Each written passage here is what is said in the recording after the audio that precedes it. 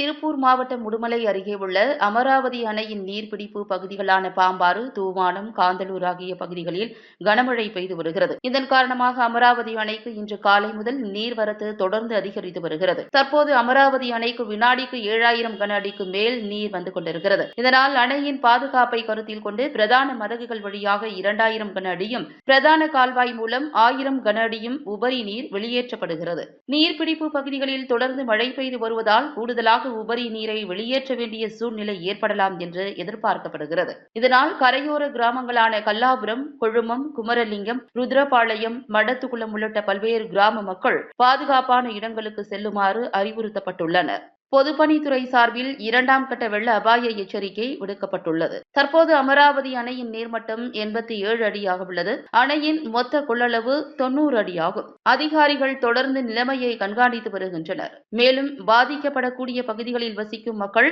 எச்சரிக்கையுடன் இருக்குமாறும், அவசர காலங்களில் உடனடியாக பாதுகாப்பான இடங்களுக்கு செல்லுமாறும் கேட்டுக் கொள்ளப்பட்டுள்ளனர்.